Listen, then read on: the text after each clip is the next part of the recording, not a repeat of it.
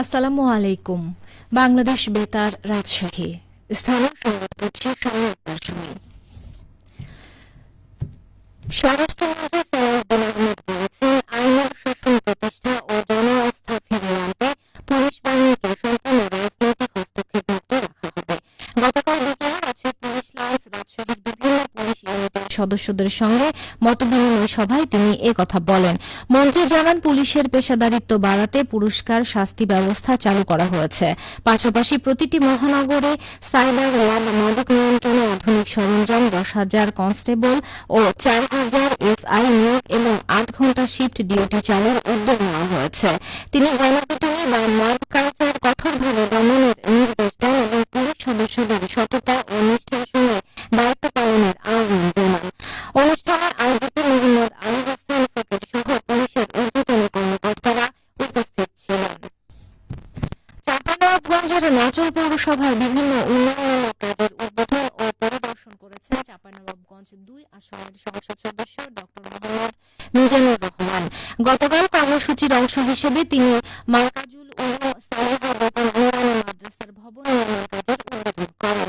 পরে এডিবি প্রকল্পের পৌরসভার 9 নম্বর ওয়ার্ডের কোনানগর মহল্লার সরকারি কবরস্থানে যাওয়ার কাঁচা রাস্তা ব্রিক সলিংকরণ, 7 নং ওয়ার্ডের চেয়ারম্যান পাড়ার সাবেক কাউন্সিলর মতিউর রহমানের বাড়ি থেকে প্রফেসর ইসলাম উদ্দিনের বাড়ি পর্যন্ত আরসিসি ড্রেন ও সিসি রাস্তা, বাস স্ট্যান্ড এলাকায় বিসমিল্লাহ অফসেট প্রেস থেকে রাজিয়ার বাড়ি পর্যন্ত সিসি রাস্তা এবং নাচল কেন্দ্রীয় সরকারি কবরস্থানে যাওয়ার কাঁচা রাস্তা সিসি নির্মাণের কাজ উদ্বোধন করেন।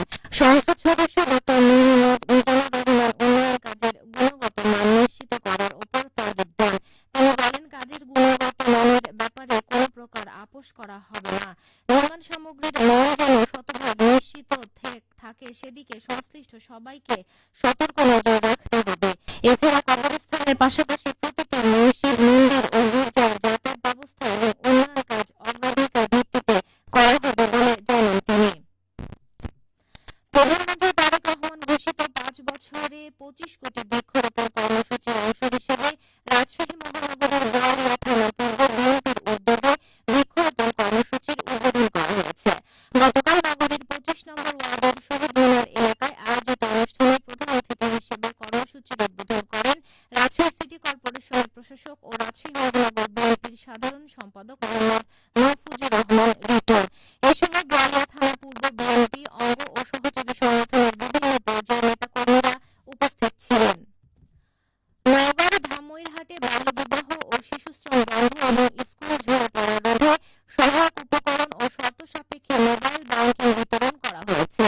গতকাল উপজেলা পরিষদ অডিটোরিয়ামে বেসরকারি উন্নয়ন সংস্থা ওয়ার্ড ভিশন আয়োজিত অনুষ্ঠানে প্রধান অতিথি ছিলেন উপজেলা নির্বাহী কর্মকর্তা কাজী তহমিনা শারমিন।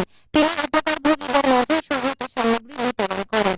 আয়োজকগণ জানান, উক্ত কার্যক্রমের আওতায় 20 জন প্রশিক্ষণপ্রাপ্ত ইলেকট্রিক হাউজিং ওয়ারিং ম্যানের নিকট একটি করে ড্রিল ও একটি গ্রাইন্ডিং মেশিন এবং 23 জন প্রশিক্ষণপ্রাপ্ত নারীর মাঝে একটি করে সেলাই মেশিন প্রদান করা হয়। এছাড়াও শিশুশ্রমের সাথে যুক্ত 60টি পরিবারের মাঝে শর্ত সাপেক্ষে মোবাইল ব্যাংকিং এর আওতায় প্রতি পরিবারকে 10,000 টাকা প্রদান করা হয়। দুর্নীতি বিরোধী সমাজ গঠনে শিক্ষার্থীদের মধ্যে সততা, নৈতিকতা ও দেশপ্রেমের চেতনা বিকাশে রাজশাহীতে অনুষ্ঠিত হয়েছে দুর্নীতি বিরোধী বিতর্ক রচনা ও চিত্রাঙ্কন প্রতিযোগিতা 2026-এর পুরস্কার বিতরণ অনুষ্ঠান। গতকাল রাজশাহীর র্যাঙ্কিং দরবার হলে দুর্নীতি দমন কমিশনের সমন্বিত জেলা কার্যালয়, রাজশাহী এবং মহানগর দুর্নীতি প্রতিরোধ কমিটির যৌথ আয়োজনে এই অনুষ্ঠানের আয়োজন করা হয়। অনুষ্ঠানে প্রধান অতিথি হিসেবে প্রতিযোগিতায় বিজয়ী শিক্ষার্থীদের হাতে পুরস্কার তুলে দেন রাজশাহীর বিভাগীয় কমিশনার ড বজলুর রশিদ। প্রধান অতিথির বক্তব্যে বিভাগীয় কমিশনার বলেন, দুর্নীতিমুক্ত বাংলাদেশ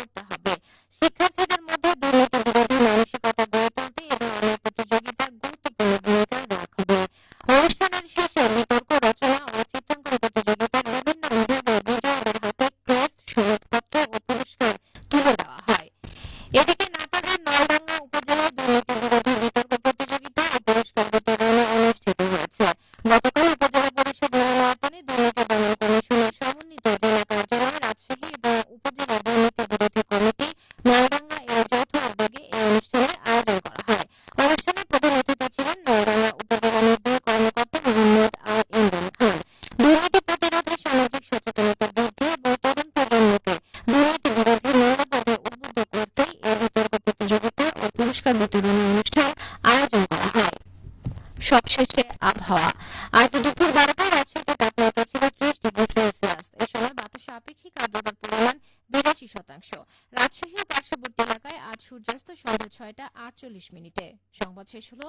আমাদের পরবর্তী সংবাদ দুপুর ২টা ৫ মিনিটে।